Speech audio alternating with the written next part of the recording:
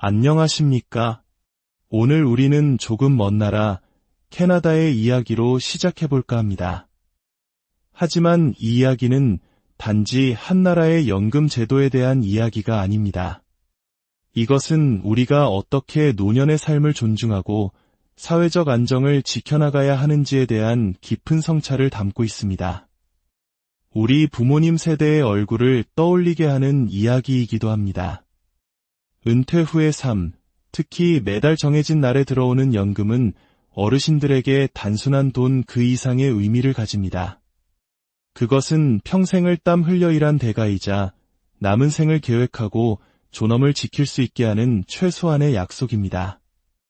월세, 공과금, 병원비, 그리고 소소한 식료품 구매까지 이 모든 일상은 바로 그 예측 가능성 위에 세워져 있습니다. 마치 한국의 많은 어르신들이 국민연금 지급일을 달력에 표시해두고 한 달의 살림을 계획하는 것처럼 말입니다. 그런데 어느 날 갑자기 수십 년간 지켜져 온 이 약속이 예고 없이 흔들린다면 어떻게 될까요? 오늘 우리가 다룰 이야기는 바로 캐나다에서 벌어진 일입니다. 캐나다 정부가 연금 지급일을 갑작스럽게 변경하면서 수많은 노인들이 혼란과 불안에 빠진 사건입니다. 캐나다에는 우리 국민연금과 유사한 캐나다 연금 계획, 그리고 기초연금 성격의 노령보장연금과 저소득층을 위한 소득보장보조금이라는 제도가 있습니다. 수십 년 동안 이 연금들은 매달 정해진 날짜에 어김없이 지급되어 왔습니다. 어르신들은 이 날짜를 기준으로 자동이체를 설정하고 임대료를 준비하며 예산을 짜왔습니다. 그들에게 연금 지급일은 삶의 리듬을 조율하는 기준점이었습니다. 하지만 최근 캐나다의 공공서비스를 총괄하는 서비스 캐나다는 이 지급 날짜를 일부 조정한다고 발표했습니다. 매달 며칠씩 앞당겨지거나 혹은 뒤로 밀리게 된 것입니다. 어떤 이들에게는 고작 이틀, 사흘의 차이일 뿐이었습니다. 하지만 빠듯한 예산으로 한 달을 살아가는 어르신들에게 이 며칠의 차이는 상상 이상의 큰 파장을 불러왔습니다. 한번 상상해 보십시오. 매달 일일이 월세 납부일인데 당연히 그 전에 들어올 것이라 믿었던 연금이 3일에 입금된다면 어떤 일이 벌어질까요? 이 짧은 공백은 연체료라는 금전적 손실로 이어질 수 있고 집주인과의 신뢰에 금이 가게 할 수도 있습니다. 혹은 공과금 자동이체 계좌의 잔고가 부족해져 은행으로부터 초과 인출 수수료를 물게 될 수도 있습니다.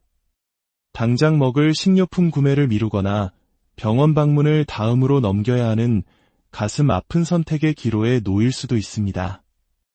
이것은 단순히 가상 시나리오가 아닙니다. 이 변화가 발표된 이후 캐나다 전역의 어르신들로부터 바로 이러한 어려움을 겪고 있다는 실제 증언들이 쏟아지기 시작했습니다. 그들이 공통적으로 하는 말은 속수무책으로 당했다는 것이었습니다. 그렇다면 정부는 왜 이런 결정을 내린 것일까요? 서비스 캐나다의 공식적인 설명은 행정 효율성 때문이었습니다. 기존 지급일이 주말이나 공휴일과 겹칠 경우 실제 입금이 늦어지는 문제를 해결하기 위해 지급 시스템을 표준화한다는 것이었습니다. 즉, 지급일을 유연하게 조정하여 공휴일로 인한 지연을 미연에 방지하겠다는 취지였습니다. 서류상으로는 합리적으로 들릴 수 있는 이유입니다. 하지만 문제는 그 과정에 있었습니다. 수많은 어르신들이 이 중요한 변화에 대해 충분한 사전 안내를 받지 못했다는 점입니다. 많은 분들이 자신의 연금이 제때 들어오지 않은 것을 확인하고 나서야 은행 계좌를 몇 번이고 다시 들여다보고 나서야 무언가 잘못되었다는 것을 깨달았습니다. 노년층을 보호해야 할 사회 시스템이 마땅히 해야 할 친절한 소통이 부재했던 것입니다. 인터넷 사용이 서툴거나 금융 자문가의 도움을 받기 어려운 어르신들은 이 변화의 물결에 그대로 휩쓸릴 수밖에 없었습니다. 이 사건은 단순한 행정착오를 넘어 어르신들의 마음에 깊은 상처를 남겼습니다. 평생을 의지해온 정부 시스템에 대한 신뢰가 흔들리기 시작한 것입니다. 단 하루라도 돈이 제때 들어오지 않으면 혹시 무슨 문제가 생긴 건 아닐까? 내 연금이 사라지는 건 아닐까? 하는 불안감이 걷잡을 수 없이 퍼져나갑니다. 수십 년간 단 1달러의 오차도 없이 머티큘러스하게 예산을 관리해온 어르신들에게 이러한 불확실성은 그 자체로 거대한 스트레스입니다. 물론 정부는 지급되는 연금의 총액은 절대 변하지 않는다고 강조합니다. 이것은 지급액 삭감에 대한 문제가 아니라 순전히 시기의 문제라는 것입니다.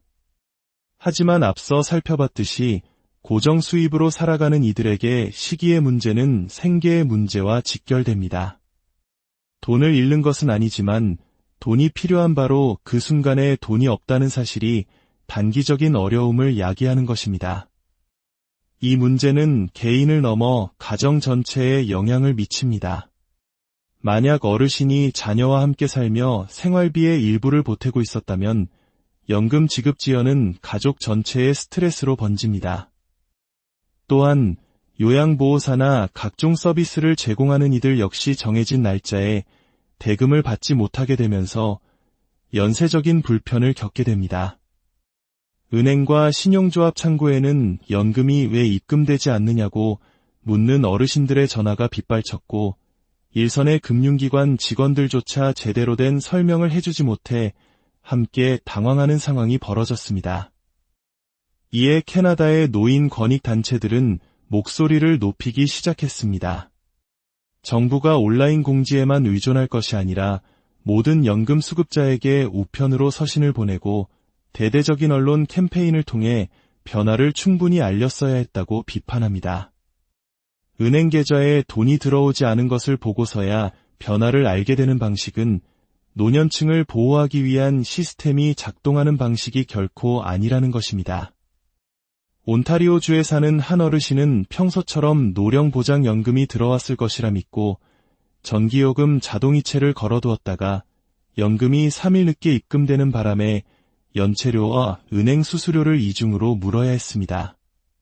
브리티시 컬럼비아주의 또 다른 은퇴자는 연금 입금이 늦어져 월세 수표를 제때 건네지 못했고 이로 인해 집주인과 어색한 관계에 놓이게 되었습니다. 이런 사례들은 캐나다 전역에서 일어나고 있는 현실입니다.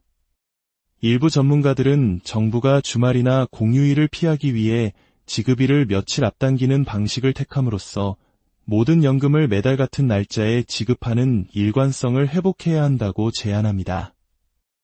이것만이 예측 가능성을 되찾고 현재의 혼란을 막을 수 있는 유일한 방법이라는 것입니다. 그렇다면 이러한 변화의 소용돌이 속에서 어르신들은 어떻게 스스로를 지킬 수 있을까요? 가장 중요한 것은 정보를 미리 파악하는 것입니다. 서비스 캐나다 공식 웹사이트에는 변경된 연금 지급일 전체 일정이 공개되어 있습니다. 조금 번거롭더라도 이 일정을 미리 인쇄해서 냉장고나 달력엽처럼 잘 보이는 곳에 붙여두는 것이 좋습니다. 그렇게 하면 매달 지급일이 바뀔 때마다 당황하는 일을 막을 수 있습니다. 가능하다면 자동이체 날짜를 새로운 연금 지급일에 맞춰 조정하는 것도 좋은 방법입니다.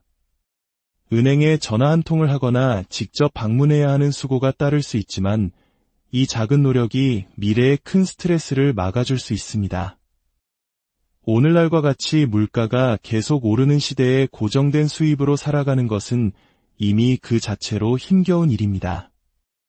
치솟는 임대료와 장바구니 물가는 매달 어르신들의 어깨를 더욱 무겁게 짓누릅니다. 이런 상황에서 연금이 언제 들어올지 걱정해야 하는 스트레스까지 더해져서는 안 됩니다.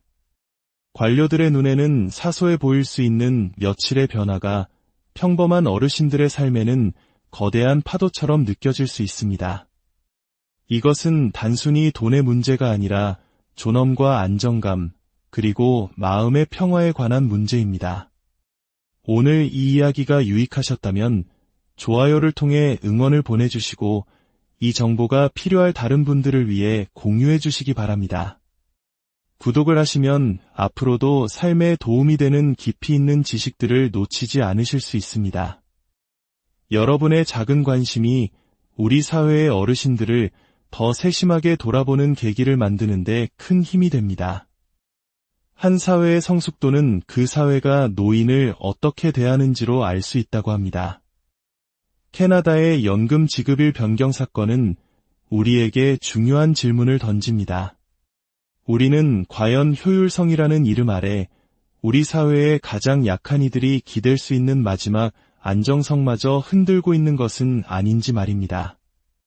어르신들에게 필요한 것은 단지 재정적 지원만이 아니라 존중받고 있다는 느낌, 그리고 내일도 오늘과 같을 것이라는 믿음입니다. 다음 시간에도 더욱 깊이 있고 유익한 이야기로 찾아뵙겠습니다. 감사합니다.